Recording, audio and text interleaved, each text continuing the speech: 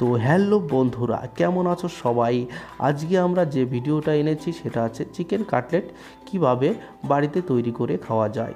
তো এখানে আমি কিছু সংখ্যক মাংস নিয়েছি, চিকেন নিয়েছি। চিকেনটা 300 থেকে 350 গ্রাম চিকেন নিয়েছি। এখানে আমরা চিকেনটা মিক্সারে পেস্ট করে নিয়েছি। দেখতেই পারছো খুবই সুন্দর একটা পেস্ট হয়েছে, খুবই সুন্দর একটা পেস্ট হয়েছে।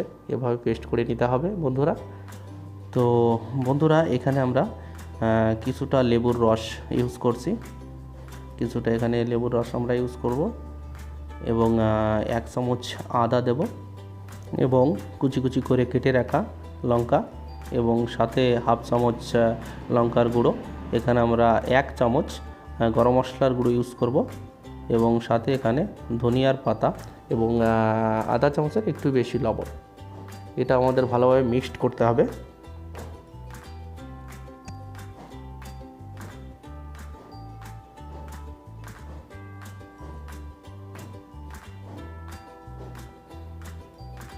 তো দেখতেই পারছো বন্ধুরা, ভালোভাবে মিক্সড করে নিচ্ছি আমি এটা। তো আমাদের মিক্সড করা হয়ে গেছে। এখন আমরা একটা পাত্রে 2টো ডিম ভেঙে নেব। দেখতে পারছো এখানে 2টো ডিম নিয়েছি আমরা একটা পাত্রে। এখানে দিয়েছি গোলমরিচের গুঁড়ো এবং সাথে কিছুটা লবণ নিতে হবে এবং সাথে এটা ভালোভাবে মিক্সড করে রাখতে হবে। আমাদের ডিমটা ভালোভাবে মিক্সড হয়ে গেছে। তো আমরা যে মাংসটা রেখে দিয়েছিলাম, ভালোভাবে মিক্সড করে রেখে দিয়েছিলাম, সেই মাংসটাকে এখন আমরা কি করব, যে কাটলেট আছে কাটলেটের শেপ দেবো। তো এটা সাধারণত আপনারা গোলাকারও করতে পারেন এবং লম্বা সাইজও করতে পারেন, হাত দিয়ে এভাবেও করতে পারেন, কিংবা আপনারা চাকু দিয়ে নিচেই রেখে চাকু দিয়ে শেপটা করতে পারেন। যেভাবে করার সেভাবে আপনারা করে নেবেন। আমি এটা এভাবে আকৃতি দিচ্ছি, একটু গোলাকার কিন্তু একটু লম্বা। তো এখানে দেখতে পাচ্ছ বন্ধুরা, আমরা ব্রেড গ্রামসটা ভালোভাবে লাগিয়ে নিচ্ছি। লাগিয়ে নেওয়ার পরে আমাদের যে ডিমটা আমরা রেখেছিলাম সেই ডিমটাতে আমরা এটা মিশিয়ে নেব। ভালোভাবে এটা লাগিয়ে নিতে হবে। আমরা এটা 2বার শেপ দেবো, তার জন্য এটা 2বার লাগিয়ে নেব। ব্রেড গ্রামস আবারও লাগিয়ে নেব। 2বার শেপ দিলে ভালো হয়। তো এখানে আমরা আবারও ডিমটা লাগিয়ে নেব।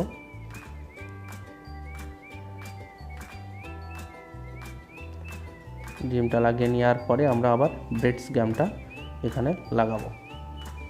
এটা আমাদের রেডি হয়ে গেছে। এভাবে প্রত্যেকটা আমাদের করে নিতে হবে। তো দেখতে পাচ্ছ বন্ধুরা, এভাবে প্রত্যেকটা আমাদের করে নিতে হবে। তো এখানে চাকু দিয়েও তোমরা করতে পারো কিংবা হাত দিয়েও করতে পারো।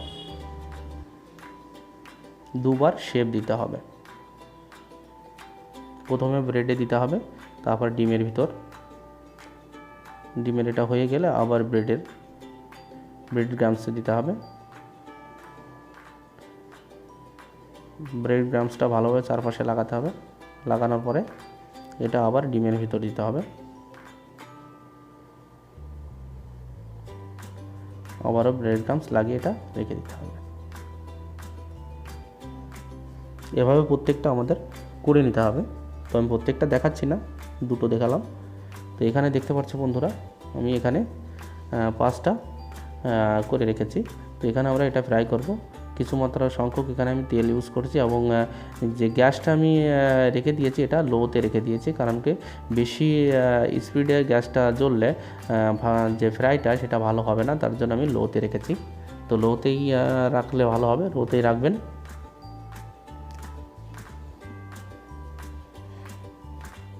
এটার উপরটাতে ভালোভাবে তেলটা লাগিয়ে দেবো।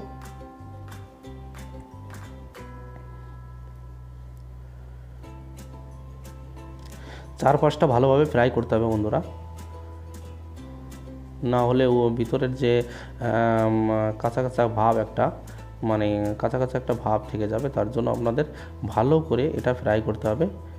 এক সাইড ভালো করে ফ্রাই করতে হবে। আর জালটা, গ্যাসের যে জালটা আছে এটা রাখতে হবে, লোতে রাখতে হবে। তো দেখতে পাচ্ছ বন্ধুরা, আমি ফ্রাইটা করছি।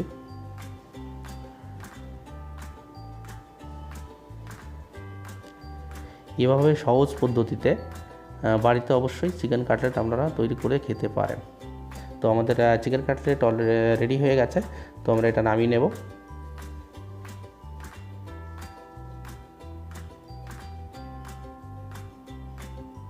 এক এক করে আমরা এটা নামিয়ে নিচ্ছি।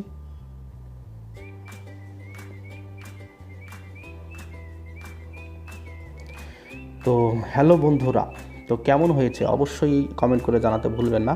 আর যদি ভালো লাগে অবশ্যই লাইক, শেয়ার, কমেন্ট এবং সাবস্ক্রাইব করে আইকন অল করে দেবেন, বেল আইকন অন করে দেবেন।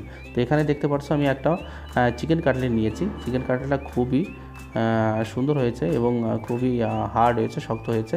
তো এখানে আমরা এটা কেটে দেখাচ্ছি কেমন হয়েছে ভিতরের দিকে।